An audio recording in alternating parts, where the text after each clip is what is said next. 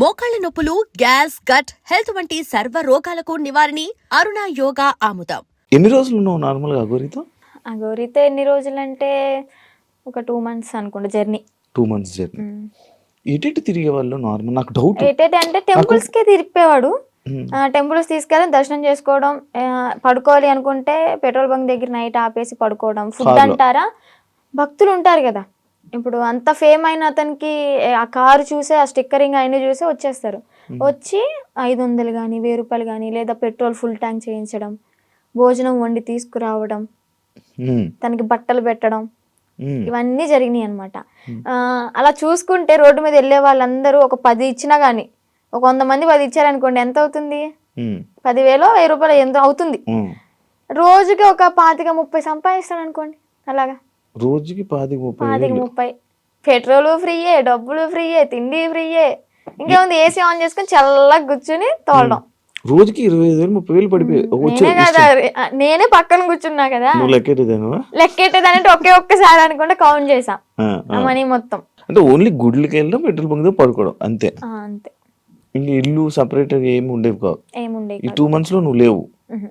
మరి అప్పుడు ఎప్పుడు క్వశ్చన్ చేయలేదా, నువ్వు అడగలేదా? అంటే ఆశ్రమం పెడదాము అని చెప్పని ఇంకేదో చెప్పుకుంటూ వచ్చా. ఇంకా తెలిసిందే కదా, ఒక నమ్మి వెళ్ళడం, మా ట్రాన్స్ లో ఉన్నాము అంటే అతను చెప్పింది దైవం లాగా ఇంకా పూజిస్తూ ఉంటాం అనమాట. నేను ఒకటి చూసా, మధ్యలో నువ్వు వచ్చేసావు. ఈ 2 months గ్యాప్ లోనే ఒక 3 weeks అనే వాళ్ళు మీ వాళ్ళు తీసుకొని రావడం జరిగింది కదా. వచ్చేసిన దాన్ని ఎందుకు మళ్ళీ పారిపోయి వెళ్ళిపోయావా నువ్వు?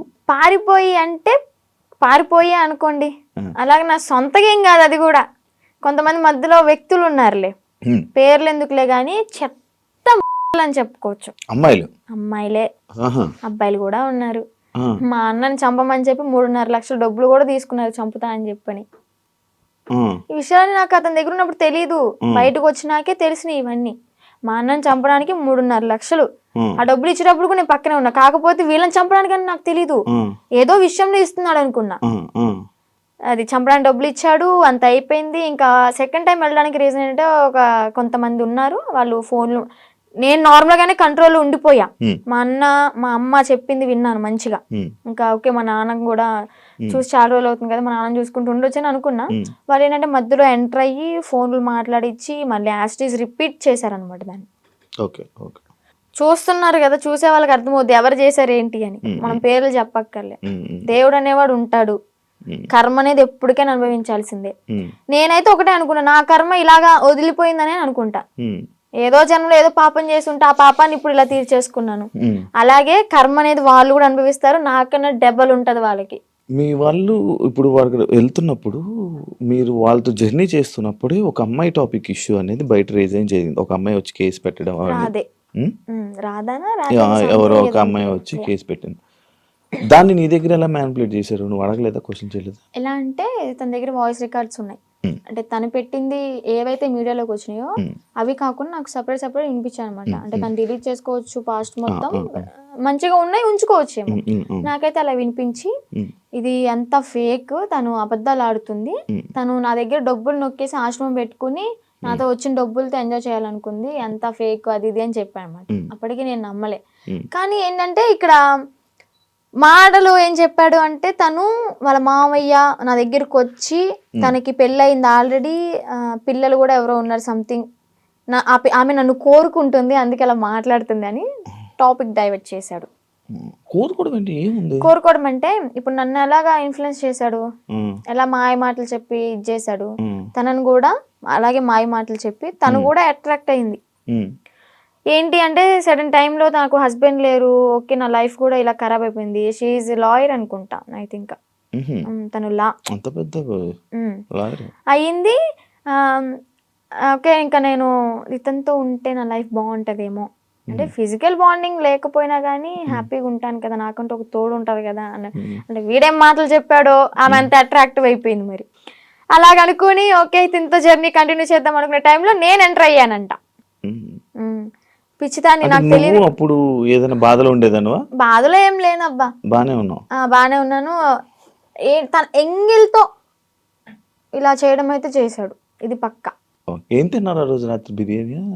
చికెన్ అంటే ఇంట్లోనే కుక్ చేసింది, చికెన్ కర్రీ అండ్ చేసింది బగారా రైస్. మమ్మీ చేసింది.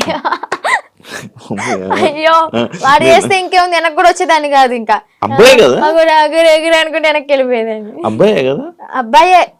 ఏదో ఫోటోలు వచ్చాయి, అవన్నీ నిజమేనా? దాన్ని ఆయనేనా దాన్ని? ఓకే. అంటే తన ఇంటికి వెళ్ళినప్పుడు కూడా తను డ్రామా వేసినవి అవన్నీ చూపించాడు. అప్పుడు అబ్బాయిగానే ఉన్నాడు. వాళ్ళ ఇల్లు ఉందా హైదరాబాద్ లో? అంటే వాళ్ళ ఊర్లో పూరిల్లు ఇల్లు ఒకటి ఉంది. అవునవును, వాళ్ళ ఇంటికి. అచ్చా, వాళ్ళ ఇంటికి తీసుకుని వెళ్ళాడు. వాళ్ళ అమ్మ నాన్నకి పరిచయం చేశాడు. ఓకే, బానే ఉంది. అప్పుడు కూడా మా అన్నయ్య వచ్చి నన్ను తీసుకెళ్ళిపోయాడు అనమాట. ఫస్ట్ టైం ఇది మీడియా ముందుకు రాలే. సెకండ్ టైం గుజరాత్ లో వచ్చి తీసుకెళ్ళి మీడియా ముందుకు వచ్చింది అనమాట. అబ్బాయే ఏదో ఊర్లో రేపడం చేయడం వల్ల చెట్టుకు గట్టేసి కొట్టడం, ఏదో హట్ చేయడం వల్ల దాన్ని తీయించేసుకుని అమ్మాయిగా ఇలా వేషం వేసుకుని వచ్చాడు అని. ఏజ్ కూడా నాతో 27 years అని చెప్పాడు. అది కూడా ఫేకే, 38 years అంట. నేను ఆయనది ఒక వీడియో చూసా. నువ్వు వచ్చి మీడియా ముందుకు వచ్చి బాగానే మాట్లాడుతున్నావు వర్షిని. ఆయన ఏం చేస్తాడని భయం లేదా? నాకెందుకు భయం? తూ తాత అన్నానికి ఒక మంత్రం రాదా యాదవ్కి? కాలబారి వస్తుకుని నేనే మంచిగా చదువుకుంటా, పూజలు చేసుకుంటూ లలిత సహస్రనామం చదువుకుంటా. ఒక కాలబారి వస్తుకుని రాదు, ఇంకా బూతులు వస్తుంది నాకు, వద్దు. ఇంకా నన్ను ఏం చేస్తాడు?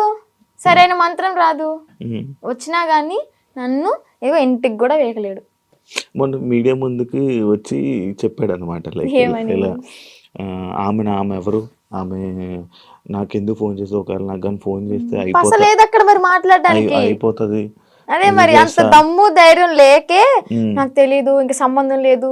పోలీసులు బాగా కోటింగ్ ఇచ్చారు కదా మనోడికి, ఆ భయం అనేది ఉంటదమ్మా. మరి మనిషిని పేరంటే గసగస వణికిపోతూ ఉంటాడు నాకు తెలిసి పాటికి.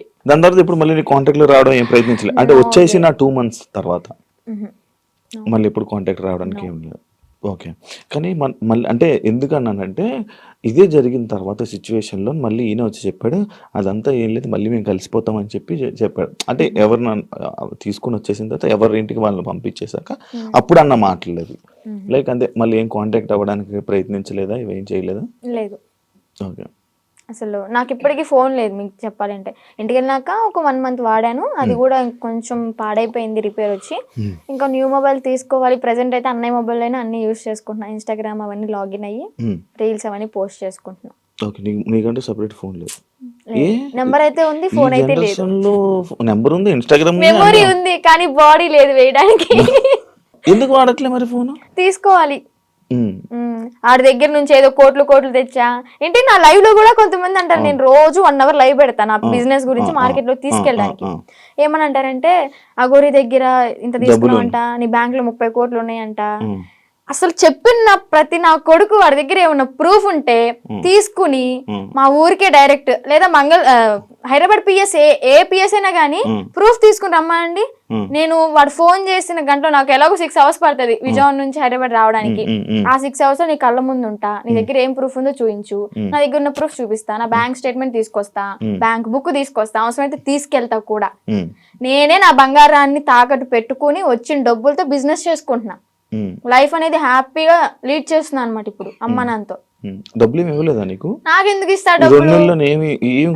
నా ఐఫోనే అమ్ముకుని అడిగి పెట్టా తినడానికి లేక.